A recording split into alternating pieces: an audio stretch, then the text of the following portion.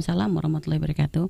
Saya Dewi dari Bumi Ayu, Buya Umi. Saya ingin bertanya, apakah benar hak asuh anak yang orang tuanya bercerai itu setelah umur 7 tahun bukan lagi pada ibunya tapi pada ayah kandungnya?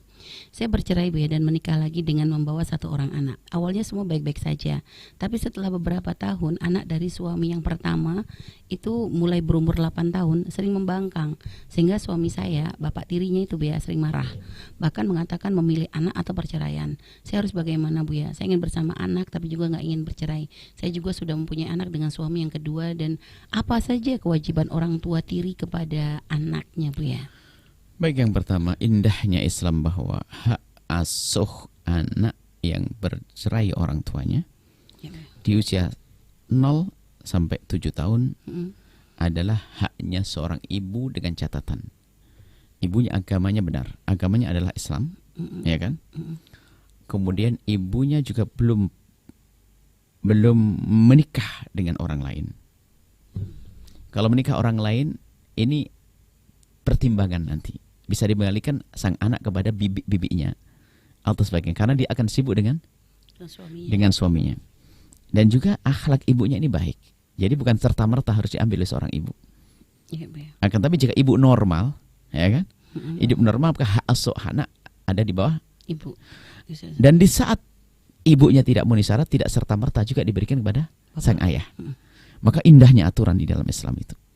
Ayah tidak bisa mendidik mungkin, tapi dia bisa memberi nafkah. Maka memberi kepada orang yang bisa merawatnya nanti. Baik, kemudian ini yang seperti itu. Jadi jangan serta-merta selagi di bawah 7 tahun langsung seorang ibu, ibunya nggak benar. Naudzubillah, misalnya ibunya suka melakukan keharuman, kehinaan dan sebagainya, anaknya akan melihat kehinaan di rumahnya. Nah, bisa seperti itu. Nah, baik. Kemudian jika seorang wanita kemudian menikah lagi, maka yang harus diketahui bahwa anak yang dibawa bukan tanggung jawab suami baru, tapi anak yang dibawa adalah tanggung jawab suami yang lama. Ini harus difahami mana ini. Akan tapi dalam hidup kan tidak orang itu hanya main hak, menuntut hak dan hanya melaksanakan kewajiban. Kalau memang seorang wanita tersebut ingin menikah dengan seorang laki-laki yang benar dong. Masa laki-laki hanya nerima ibunya lalu anaknya ekornya nggak dibawa? Ini kan aneh betul, suami model apa itu? Dan kalau memang suami itu punya cinta kepada sang wanita yang dinikahinya, tentu akan nerima apapun, bahkan bukan sekedar anaknya. Mungkin bapak ibunya yang sudah sepuh pun akan diperhatikan oleh seorang mantu laki-laki. Makanya aneh sekali kalau ada seorang laki-laki menikah dengan seorang wanita, tak taunya apa, nggak mau dengan anaknya. Kalau memang seperti itu, Anda wanita cerdas, jangan nikah dengan laki-laki semacam itu dong. Tapi di sisi lain Anda jangan menikah hanya untuk membebani suami, nggak benar itu. Ya kan? Karena anak-anak Anda punya bapak. Anggap saja bapaknya tidak pernah memperhatikan. Baik.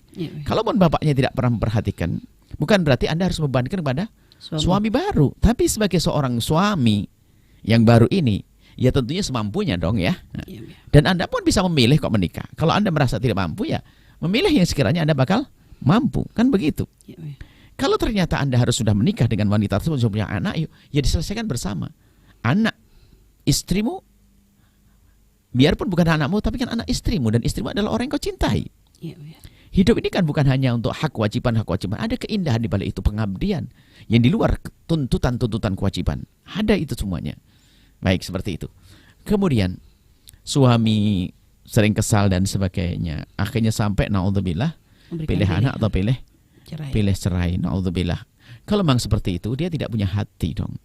Kok teganya seorang suami memisah istrinya dengan anaknya? Ini manusia atau bukan? Ya kan? Manusia atau bukan? Bahkan di dalam Islam pun kita tidak diperkenankan memisahkan kambing dengan anak yang masih kecil, khawatir tidak terawat dan seterusnya. Ya kan? Bagaimana antara ibu dengan anak? Apalagi masih di usia 8 tahun lagi. Apa usia kecil? Tapi 8 tahun anggap saja usia mulai berpikir dia. Tapi bagaimana, akan terlantar dong nanti. Ya, tolonglah. Kemudian anak bandel dan sebagainya. Bandel dan tidaknya anak jangan dikembalikan kepada sang anak. Kembalikan kepada kita sebagai orang tua yang mungkin ya kita dalam mendidiknya salah dan sebagainya. Kalau mau koreksi jangan keluar dulu deh. koreksi, Anda sebagai ayah tirinya, mungkin Anda selama ini kurang perhatikan sang anak. Akhirnya Yang dia punya bapak jauh, mungkin juga bapaknya tidak berakhlak. Sementara setelah ibunya menikah dengan Anda, ternyata Anda pun juga kurang peduli, sehingga ini adalah protes. Tapi protesnya anak kan nggak bisa diungkap hanya dengan perilaku, nggak mau nurut dan sebagainya. Itu kan protes sebetulnya. Cari perhatian, Bu ya. Cari perhatian, memang cara ngomongnya begitu. Maka jangan serta-merta dianggap itu sebuah kejahatan bagi dari seorang anak kepada bapak tirinya, tidak. Nah, kalau sudah seperti itu, bagaimana sikap seorang istri kalau pilihannya semacam itu? Anda punya akal kok. Anak Anda tidak akan pisah sampai kapanpun. Kalau Anda lepas, anak Anda kalau Anda lepas, Anda akan zalim besar kepada anak-anak Anda. Tapi suami Anda memilih, bukan Anda minta cerai kok. Kalau Anda memilihkan suami Anda, ya kan? Bukan Anda minta cerai. Yang nggak boleh adalah seorang wanita minta cerai tanpa alasan yang jelas. Sementara suami Anda tidak mau nerima Anda. Anda pun berhak untuk mengatakan, kalau begitu saya pisah saja, Bang. Ya, demi anak-anak saya. Dan suatu Allah akan mengganti suami yang lebih baik lagi daripada dia. Husnudzon kepada Allah. Bentuk kedoliman banget. Jangan sampai masuk wilayah dolim pada anak. Ya, ya. Nah, jadi kadang-kadang orang itu mencoba mempertahankan, tapi yang jadi korban adalah anak. Kecuali mungkin anak ada pilihan lain untuk dititipkan ke bisa mungkin 8 gitu tahun ya. sudah bisa dididik dengan benar dan sebagainya. Akan tapi tetap juga yang harus dilacak bahwa apa sih yang menjadikan seorang suami itu menjadi menolak anak tirinya, kan begitu. Ya. Kalau dari sifat jeleknya, ngapain Anda harus bersama orang yang sifatnya jelek? Tapi kalau ada permasalahan, memang anaknya bandel berlebihan, ya. Akan tapi pun juga demikian, nggak pantas seorang bapak, biarpun bapak tiri, lalu membuang, kemudian hanya mengambil ibunya saja. Mana cinta? Apa sih makna cinta? Dan bagaimana orang menerjemahkan cinta? Bagaimana orang memahami cinta? Bagaimana orang merasakan cinta? Itu bagaimana sih? Kok gampang sekali dengan hal-hal semacam itu, ya kan? Seperti itu.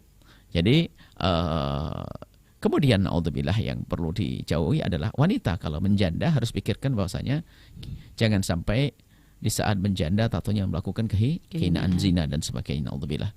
Banyak orang malu dalam urusan pernikahan tapi dia senang berzina. Nggak boleh. Naudzubillah, zina adalah hina dan hina dan hina.